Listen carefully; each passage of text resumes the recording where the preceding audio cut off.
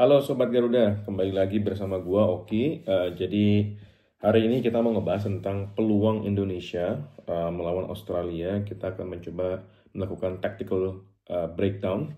Bagaimana secara taktik possibility kita menghadapi Australia dan juga apakah kita bisa menang atau tidak. Jadi nanti gua akan coba ulas seperti apa potensial taktik yang akan kita gunakan. Jadi pertama-tama bahwa Indonesia tentunya memiliki beberapa perubahan. Yang pertama ada tim kepelatihan baru yang menurut gua ini lengkap banget dari sisi tim analisisnya, tim asisten coachnya, tim kebugarannya, dan lain-lain. Dan ini betul-betul luar biasa besar ya tim kepelatihannya. Yang kedua kita dapat tambahan pemain baru, ada Ole Romani, ada Joy Pelupesi, dan juga ada Dean James, Emil Aduere juga tentunya. Jadi kita punya tambahan amunisi untuk memperbaiki lini tengah kita. Jadi gue pikir ini sekarang lebih komplit daripada era yang sebelumnya gitu. Nah, kita coba untuk mengukur bagaimana peluangnya sekarang. Karena pada saat eranya STY, tentu kita memiliki keterbatasan pemain sehingga kita banyak menunggu counter attack ya dengan menggunakan formasi yang 3-4-3 dan transitioning. Nah, bagaimana ini peluangnya? Jadi langsung aja. Yang pertama, ini gue lihat ada dua skenario. Yang mana skenarionya itu kita bisa memakai formasi 4-3-3 atau kita bisa menggunakan formasi 3-4-3. Itu semua tergantung dari pilihan Coach Patrick. Kira-kira seperti apa. Tapi yang pertama gue bahas adalah 4-3-3. Bagaimana Indonesia melakukan formasi 4-3-3. Dalam pemilihan pemain tentunya sebagai pelatih baru tidak ingin terbaca apa yang telah dilakukan di era sebelumnya. Jadi ada beberapa perubahan yang gue prediksi akan terjadi di formasi yang baru ini. Jika Indonesia bermain dengan formasi 4-3-3, tentunya lini pertahanan belakang akan diisi oleh Bang Jai sebagai kapten dan juga Miss Hilgers, ya itu akan mengisi dua formasi center back. Lalu ada Sandy Walsh, dan yang terakhir mungkin Calvin Verdong akan diparkir sementara waktu dan dia akan menjadi subs. Yang akan dipakai itu adalah Dean James ya. Jadi ada potensi Dean James itu masuk untuk merubah skema permainan agar tidak terbaca. Nah, lalu itu adalah formasi 4 di belakang dan formasi 3 di tengah itu ada Tom Hay tentunya. Ada Ivar Jenner, dan yang terakhir ini adalah Joy Pelupesi. Nah, jadi Joy Pelupesi ini adalah seorang DM, dan dengan formasi 4-3-3 kita membutuhkan seorang DM yang kuat. 3 di depan, kemungkinan besarnya adalah satu Marcelino, dia akan bermain sebagai false nine atau cam. Yang kedua tentunya adalah Ole Romani, dia akan bermain sebagai wide, ya CF yang wide, dan yang terakhir itu ada potensi Eliano Reiners. Jadi Eliano Reiners mungkin akan bermain sebagai CF. Nah, bagaimana potensi breakdownnya? Jadi dengan posisi 4-3-3 tentunya akan melakukan transisi, dan tidak seperti yang kita lihat 4-3-3 selalu, tapi ini akan ada transisi. Transisi yang pertama itu adalah jika seandainya mereka diserang atau defensif, Joy Pelupesi itu akan turun ke bawah. Jadi sehingga akan membentuk formasi 5. Jadi ada 5, namun Pelupesi agak sedikit ke atas membentuk formasi diamond, yang mana Pelupesi harus menjaga keseimbangan bersama Hay, Jenner, dan Marcelino. Ini penting, kenapa? Karena keseimbangan di tengah ini untuk terus bisa memaintain possession, ya. Kita nggak boleh last possession. Nah, di sini kita bisa lihat bahwa Hay, Jenner, Romani, dan Eliano harus membentuk kotak segi 4. Yang mana segi 4 ini juga akan dibantu dengan Marcelino untuk memenangkan overload. Jadi ketika dia itu nanti defensif, tetap harus ada formasi yang bisa membalance. Tentunya ini tidak hanya 5 di belakang, tapi kita bisa melihat Hay dan Jenner juga akan turun ke bawah, sehingga ini akan menjadi 7 lawan 7 di kotak pertahanan pertahanan kita ya. Jadi ini akan 7 lawan 7 jika terjadi defensif gitu. Nah, dan ketika kita melakukan attacking, nah ini akan berubah lagi formasinya. Formasi attacking itu akan berubah menjadi 3-7 gitu, 3-4-3. Jadi 3-4-3 ini kalau kita ngelihat formasinya, ini akan membuat overload yang kuat di tengah, yang mana James sama Walsh itu harus naik ke atas, dan dia juga harus tentunya bersiap turun ke bawah, dan Pelupessy, Miss, dan Jaitzes akan menjaga pertahanan di lini belakang. Nah, tentunya dengan formasi seperti ini, peran James dan Walsh ini juga penting karena dia harus mampu untuk membantu attacking strategi, yang mana Eliano, Romani, Walsh, dan James harus membentuk segi empatnya, dan ini harus menjaga keseimbangan, yang mana nanti Hay, Jenner, dan Marcelino akan menjadi triangle-nya atau segitiganya untuk bisa mendistribusikan baik itu ke samping maupun ke depan. Jadi Tom Hay, Jenner, dan Marcelino diharapkan bisa menjaga covering overload-nya, dan juga dia bisa membalance keseimbangan di tengah. Nah, ini akan jadi sangat menarik sekali. Kenapa? Karena ini juga akan memunculkan 7 lawan 7 di third attacking half-nya. Yang mana ini akan menjadi adu taktik yang mungkin dilakukan oleh tim kepelatihan, terutama Alex Pastor. 7 lawan 7 ini menjadi, kita akan melihat kekuatan dentuman attacking kita.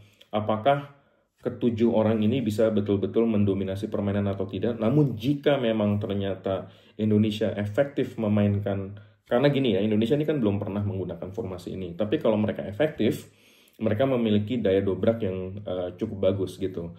Jika kita menggunakan formasi 4-3-3 seperti yang sekarang, saya memprediksi mungkin skornya kita menangnya tipis ya. Mungkin bisa 1-0 atau 2-1, dan potensi draw-nya juga besar gitu. Karena dengan permainan seperti ini, kalau kita bermainnya terlalu tinggi dari sisi pertahanannya, kita bisa di counter attack dengan sangat cepat gitu. Mengingat Indonesia belum pernah memainkan dengan formasi ini juga cukup memiliki resiko, tapi kalau berhasil kita dapat memetik hasil yang sangat baik gitu. Nah, itu adalah untuk yang pertama nih. Nah, sekarang bagaimana dengan formasi yang kedua? Jadi kalau kita bicara formasi yang kedua, itu adalah formasi 3-4-3. Jujur, gue suka banget dengan formasi 3-4-3. Kenapa? Karena kita sangat bermain dengan inverted winger, yang mana ini akan menjadi sangat menarik, karena inverted winger ini bisa, winger kita ini bisa menjadi striker juga gitu. Nah, bagaimana kondisinya? Jadi kalau seandainya kita bermain dengan 3-4-3, tentu akan dipilih Jaitzes, Miss Hilgers, dan Kevin Dix gitu. Jadi 3 ini akan menjadi pelang pintu yang saya kira ini akan menjadi cukup solid, karena kita punya 2 kapten di belakang ya, Jaitzes dan Kevin Dix, dan tentunya Miss Hilgers adalah pemain dengan intelijen yang sangat baik ya. Nah, di tengah tidak banyak berubah, ada Hay, Jenner, Sandy Walsh, dan James tentunya. Jadi yang berubah ini adalah Pelupessy. Jadi Pelupessy diganti dengan Dix.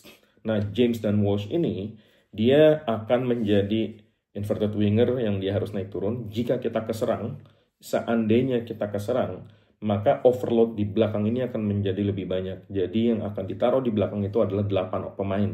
Jadi James dan Walsh akan menjadi membantu back menjadi 5 back. Lalu Hay sebagai DM tentunya, Jenner dan Marcelino itu akan membentuk segitiga, dan dia akan memperkuat posisi dari halfway ke belakang. Di sini akan ada 8 pemain yang akan menahan atau overloading di sisi belakang. Ini akan menarik sekali. Apakah Australia mampu menjebol pertahanannya? Kalau misalnya mampu, wah ini berarti penyerang Australia ini sangat-sangat luar biasa hebat. Karena kalau gue lihat dari posisi 8 orang ditaruh di belakang overload, maka ini harusnya pertahanannya akan menjadi compact, dan setiap jarak antara pemain ini akan menjadi lebih sempit. Seharusnya ini akan sulit untuk ditembus, terlebih lagi kita punya 3 back yang luar biasa mumpuni, ada Kevin Dix, Jaitzes, dan juga Miss Hilgers. luar biasa serem ini kalau seandainya memang betul-betul bisa melakukan rotasi seperti itu. Ada potensi juga kalau kita terlalu sering diserang, mungkin Ivar Jenner yang akan nanti diganti dengan dengan Pelupesi gitu. Tapi kita akan melihat sejauh mana ini bisa ditembus. Nah, lalu ketika melakukan attacking, nah ini juga menarik, James dan Walsh ini akan naik tentunya, sehingga Eliano, Romani, Hay, dan Jenner ini harus membentuk formasi kotak. Ya, jadi mereka harus sejajar untuk bisa menyeimbangi overload di tengah. Dan ini kita akan memakai width, kita akan memakai permainan sayap yang mana James dan Walsh dia harus naik ke atas atas bawah.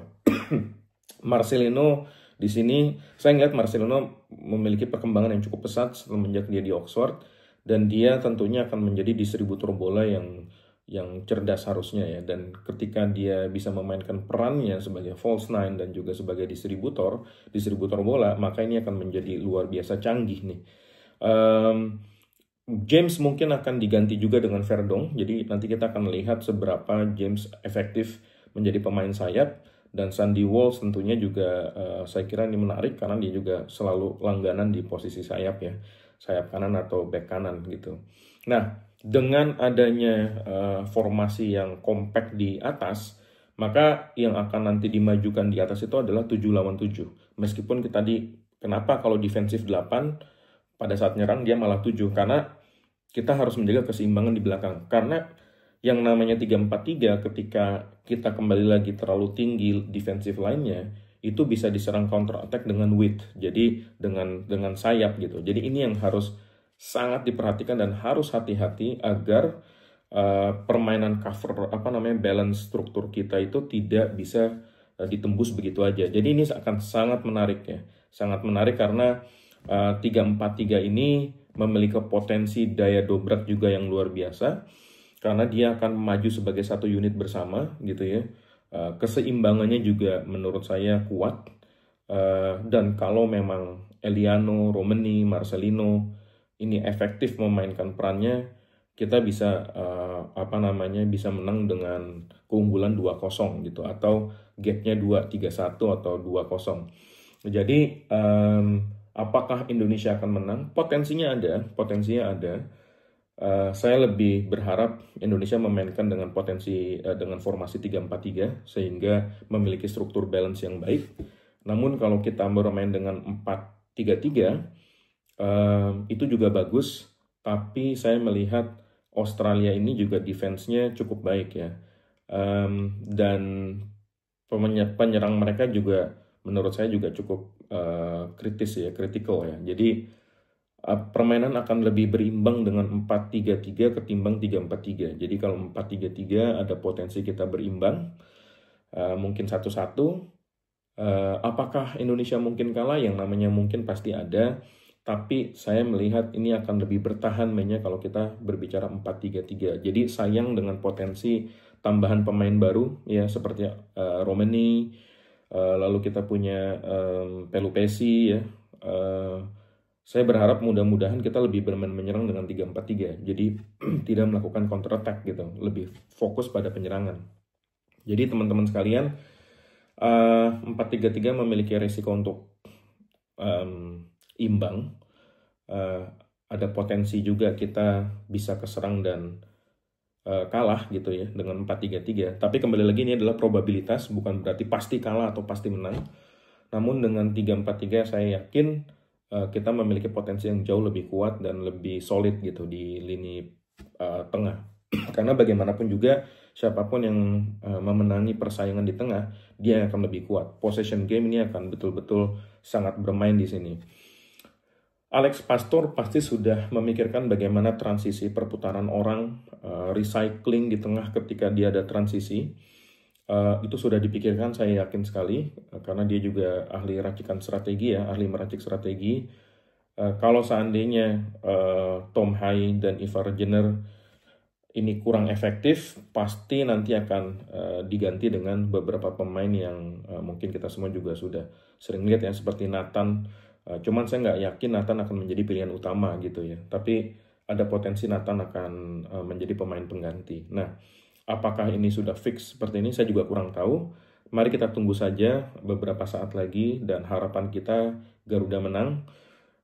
Banyak sekali perbedaan yang mungkin akan terjadi dan saya yakin Patrick Kluivert tidak ingin perbedaan ini. Saya juga yakin bahwa apa yang sudah dilakukan sebelumnya tidak ingin terbaca oleh pelatih Australia yang sekarang.